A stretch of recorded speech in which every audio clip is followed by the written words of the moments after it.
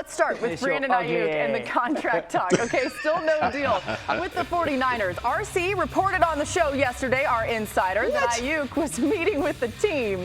Here's just a reminder of how great Aiyuk's connection was with Brock Purdy last season. This is important. Of 98 QB receiver combos with 50-plus targets last season, the 95 QBR ranked second in the NFL. Their 13.3 yards per attempt, first in the league, and their 60% first down percentage was the highest rate by a combo since Phillip Rivers and Antonio Gates back in 2010.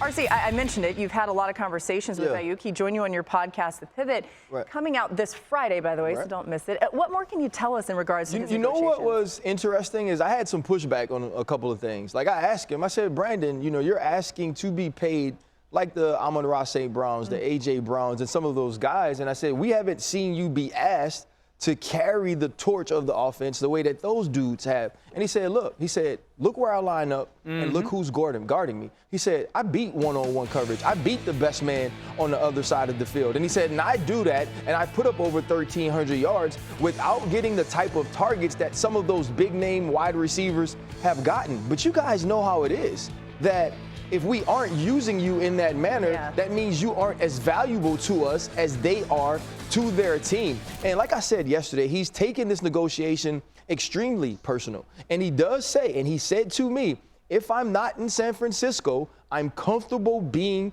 somewhere else. Well, what's interesting, too, by the way, is this feels like a carbon copy of what we went through with Deebo Samuel not very long ago when he said very publicly, in fact, he told me that I want to be traded. And there was no qualms about it. It felt very personal to him. He did not feel like he was getting along very well with the front office or Kyle Shanahan. They eventually did figure it out. The question here is, can they do it again? Because this is far more complicated. Because, by the way, they paid Deebo Samuel. They also used a first-round pick on a wide receiver in the most recent draft. So if they were to even get to the point where they're playing this season with Aiyuk, Deebo Samuel, like if they even get to that point, the question becomes what happens next offseason, because there is just very little expectation or hope that the 49ers will be able to keep Aiyuk and Deebo Samuel on this roster beyond this season. Why aren't we talking about the elephant in the room as well? Like, at some point, we got to pay the quarterback. Yeah. I mean, that's going. They don't have to do it right now, though. But it's coming. Here. This is what I do know about Aiyuk. There are not more than 3 or 4 receivers in the National Football League that are as or more important value-wise to their offense than Brandon Aiyuk. And this offense can't and won't function the same unless he's on the football field. How many guys in the league are asked to do as much from the wide receiver spot when it comes to moving all around, like he told you, RC, attacking the middle of the field, being comfortable, confident, and reliable in the middle of the field, being a viable threat in the red zone, also be as good as any blocking wide receiver in football. So we can numbers, stats, whatever, but when it comes to the value of that role in an offense, it's less than the amount of people on one hand and that can do that job. But that's the thing, too, and I told him, I said, they negotiate from numbers and statistics. That's how it works. Sure. Catches, yards, touchdowns, as compared to your peers that are paid a certain way.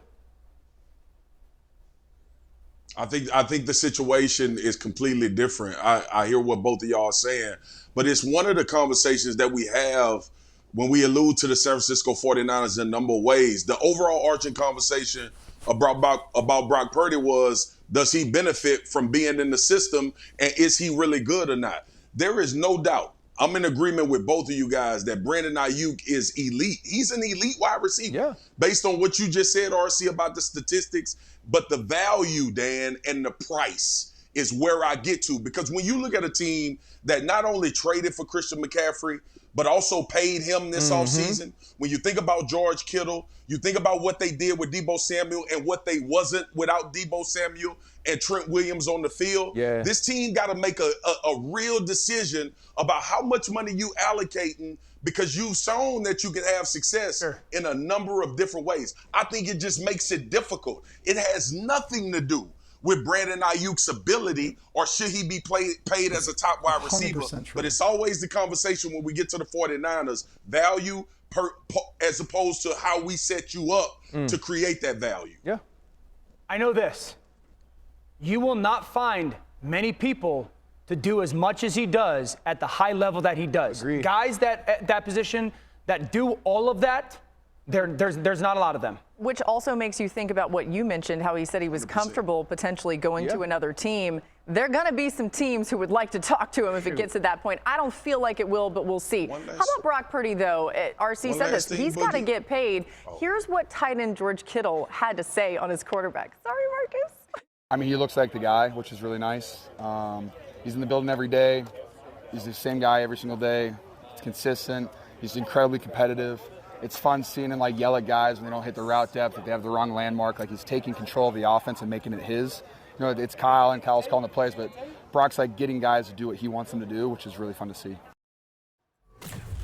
Dan, can Purdy keep up this style of play long-term? Defense is going to get more film on him, maybe figure some things out. It's rare to find a quarterback that is this aggressive with the football and in many ways putting the football in harm's way, in a good situation, this consistently and not giving the ball away. Brock Purdy is as aggressive a young quarterback, in many ways a quarterback that we have in the league, but he doesn't throw the ball away. One, the ball comes out of his hands before guys are open so consistently. This is an unbelievably difficult throw. The ball is out of his hands before Brandon Aiyuk gets to the top of his cut. You have to be so confident in your ability to place that ball in the right spot. More often than not, guys are waiting for people to get open because they don't want the ball to be in question when it's in the air. He sees this rotation. Again, playoff game matters the most, big moment. He's got to throw this football in between two defenders. If this ball's off by an inch or two, hell of a throw, boy. It's going to get tipped up in the air. RC, that's a hell of a at the throw, top of the dog. screen. He's going to pick that ball off. So it's fascinating. I do think it's really interesting to know or to watch a guy that is so aggressive and so push the envelope with his willingness to put the ball in harm's way. But he doesn't turn the football over. He's thrown like 15 interceptions in over 650 attempts. Yeah. That's rare. If that keeps going, what they pay him, we will not have any qualms about. But that's something to pay attention to for Brock Purdy individually and for that team. Dio, legit in my notes, I was like, continue to limit turnovers.